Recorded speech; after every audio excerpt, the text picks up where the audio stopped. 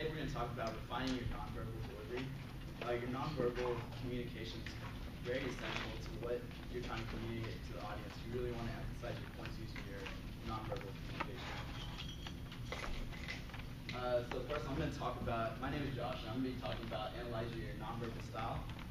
Next, Tom's going to talk about practicing your delivery. And finally, Ishu and Bobby are going to talk about how to overcome your nervous symptoms. The most important aspects of successful presentation is to be authentic and sincere.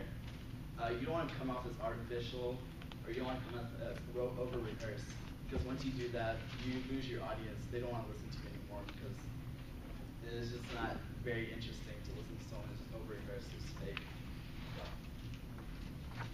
Alright, so what we're first going to talk about is body positions and movement. So I'm going to talk about what you should not do first. So what you shouldn't do is the informal hip sit. So what the informal hip sit is, whenever you lean on one leg and you lean back on the other leg.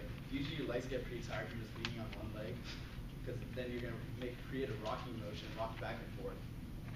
What you shouldn't do is, another thing is problematic foot placement. You don't want to have your feet too wide apart, because you just look awkward. And you don't want to have your feet too close together, because you're just showing off that you're really not confident in presenting if you have your feet too close together. Another thing is you shouldn't lean, if you have a podium, you shouldn't lean on the podium and use it as a support for you. Make sure you stand up straight. So I'm going to talk about some of the things you should do. What you should do is position your legs shoulder width apart. Make sure that your feet are balanced, or your weight is balanced on your feet. Make sure it's not balanced on the balls of your feet or the heels of your feet. Make sure you bend your knees slightly, because actually, back when I was in high school, one of my friends who's in choir, he was on the top of the risers during a performance, and he locked his knees out, and he fainted and fell on top of the people in front of him. And it was really embarrassing. There was a good couple hundred people there who saw him, and that's probably one of his most embarrassing stories. So make sure you keep your knees bent. Another thing is your hand gestures, hand and arm gestures. The way to discover your natural gestures is usually to record yourself, or you could also ask people how you gesture. You just want to make sure you're doing normal gestures, you're not making some weird gestures. And the way to see that is by recording yourself and asking people. You want to avoid the distracting gestures. One of the distracting gestures the book gave was the chili. So what it is you cross your arms. If you're standing here presenting like this, people feel distant from you. You're kind of cold to the audience. You're pushing yourself away from the audience. Make sure when you use your arm gestures that you're using it in conversational patterns. So you're using your hands to emphasize certain points, and you're using it, making sure you're not using it you're avoiding extremes. So extremes would include gestures outside of below your head and neck, or below your head and waist area. So gestures in here are okay, but gestures out here are kind of weird. It's just makes you look like a cheerleader. Adapt to the situation. So different situations, it could be more formal or it could be informal. Make sure you use gestures appropriately. Consider cultural norms. I actually found this out from reading the book. The OK symbol, it actually means okay in the United States, but in Brazil it actually means it's an insult in Brazil. So you don't want to say that to anyone in Brazil, because you're probably gonna get beat up when you say it. Alright, other non-verbal forms of delivery. You want to make sure you keep eye contact with the audience. The way you do that is by turning your body. You don't just turn your head side to side, or else you look like a robot. So make sure you turn your body and face the audience, and make sure you keep eye contact with friendly faces. Another non-verbal form of delivery is make sure you use facial expressions. Use conversational expressions. So imagine you're talking to someone, in a normal conversation, say something. If you're talking about something funny, make sure you smile. If you're talking about something serious, make sure you stay serious. Make sure you use different vocal traits. So as the guys talked about last week, you make sure you use the appropriate amount of volume to speak to the people in the back of the room as well as the front. You don't want to be yelling at people. You also don't want to be speaking too softly, because you can lose your audience that way. Make sure you speak at an appropriate rate, not too fast, not too slow, so the audience can listen to you. Make sure you also can use inflection in your voice. voice, so it's not monotone throughout, where people lose interest, and enunciate your consonants. Another nonverbal form of delivery is the space around you. As you can see here, there's not much space to move around, so make sure you use that space appropriately, and if you have a podium, make sure you use that appropriately. I'm going to pass it on to Tom. He's going to talk about practicing your delivery. All right, so one of the most important ways of practicing your delivery is to get comfortable with content and timing.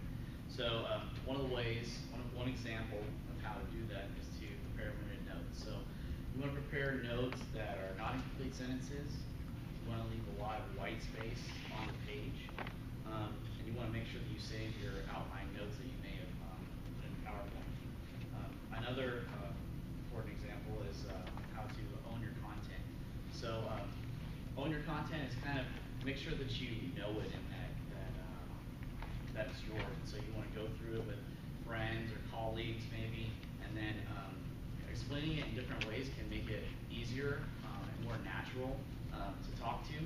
Saying it in different ways can kind of help you with the wording to actually get the message across that you're trying to communicate.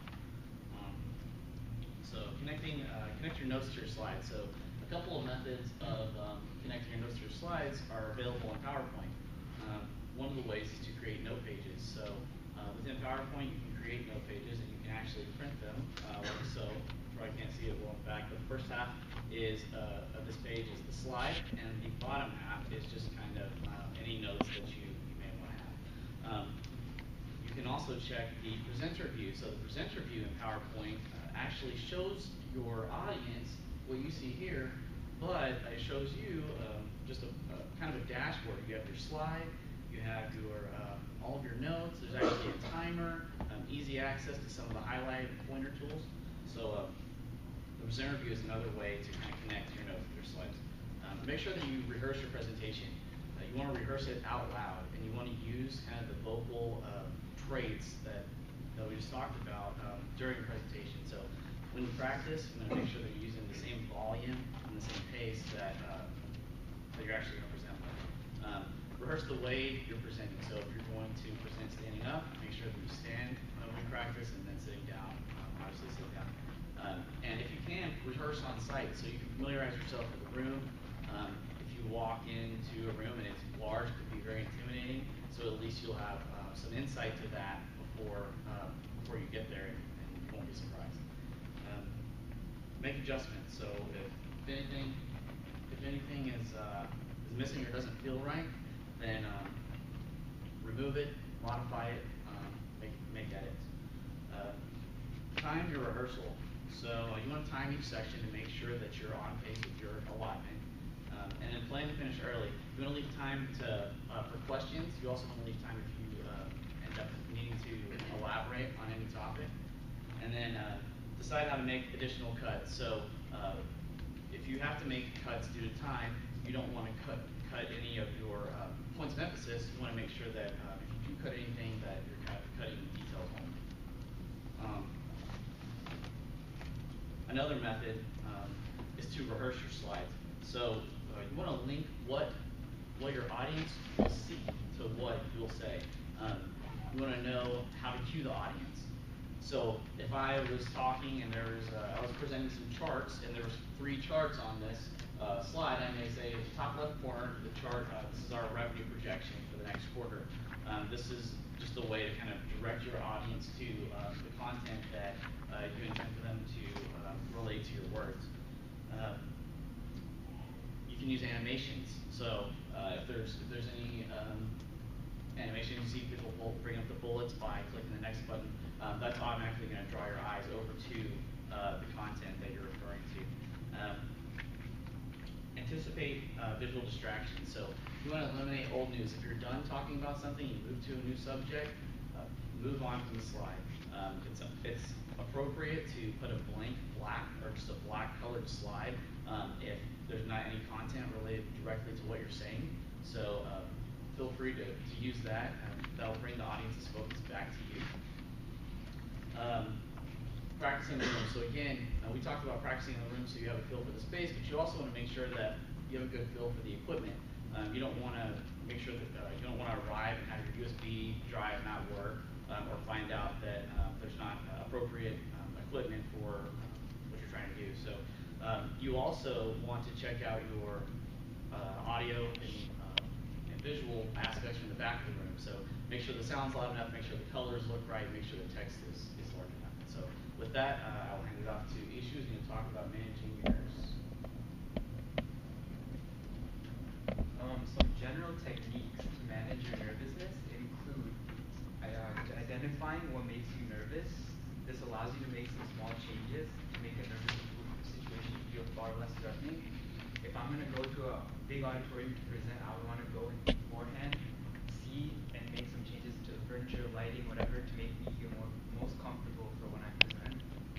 Analyzing your symptoms, a table below here includes some basic symptoms, and if you notice that you do these, you should work on them to improve practice.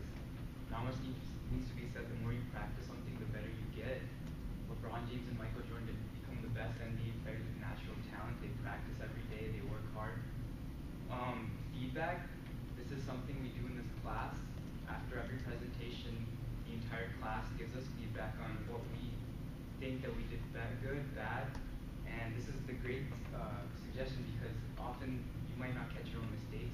In rhetoric, they often have peer reviews on essays because you read your paper, you might think it's good, someone else might find some flaws in there.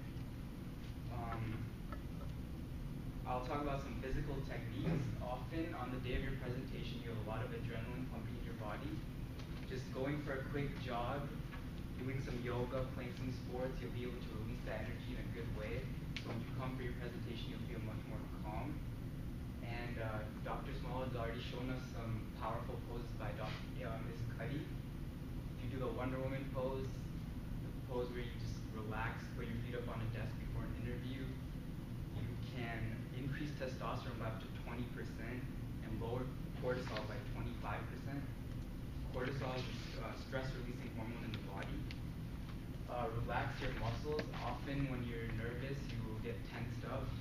If you work out, I know they do something called shoulder shrugs that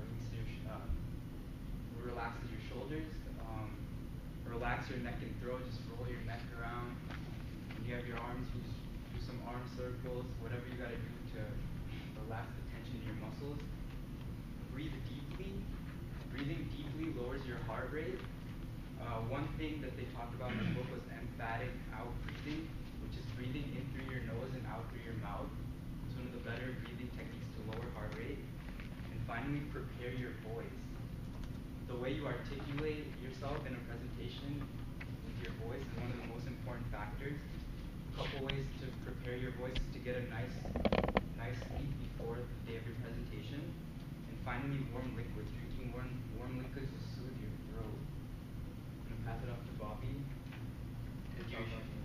I want to talk to you guys about another method to manage your nervous symptoms, which is the mental techniques. So some people prefer mental techniques over physical techniques, as well as some situations. For example, let's say your interviewer invites you to their office to perform an interview. He's going to, sit down in his chair, shuffle his papers, and in those 10 seconds before he starts asking you questions, you really don't have time, to do the Wonder Woman pose or, prepare your voice. So mental techniques is very key here. So I want to talk you through the different ways to perform these mental techniques. So the first one is to try a positive approach.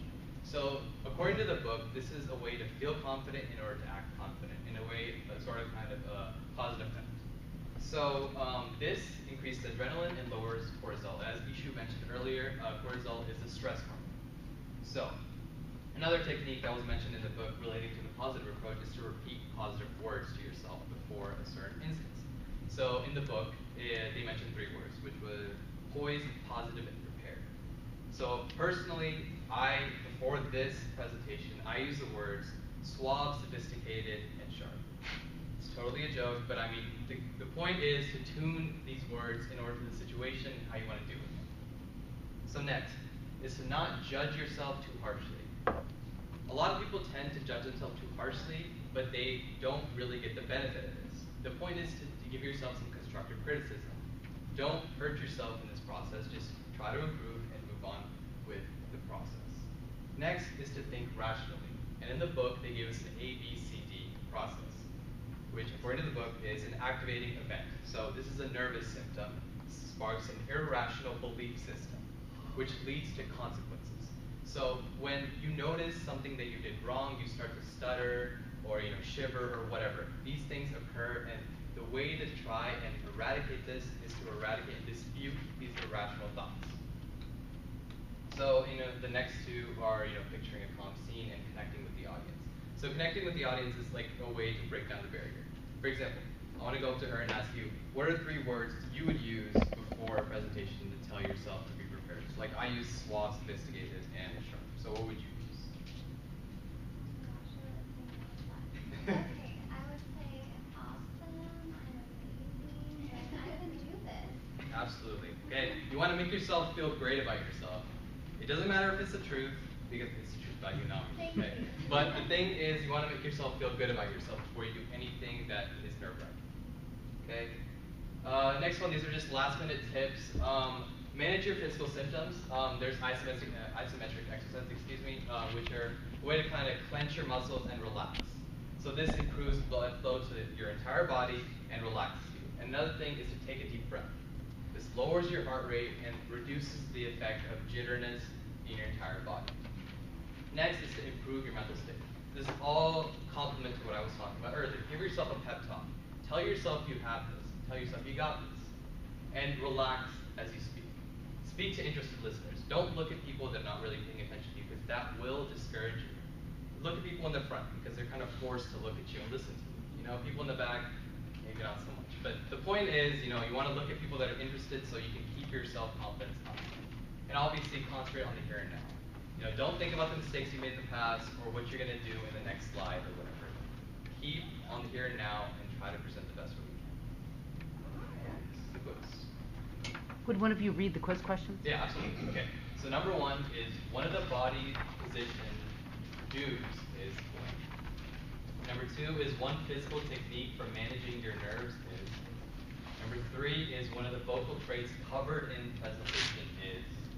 Number 4 is, name 3 ways to get comfortable with content and timing and give an example of each method.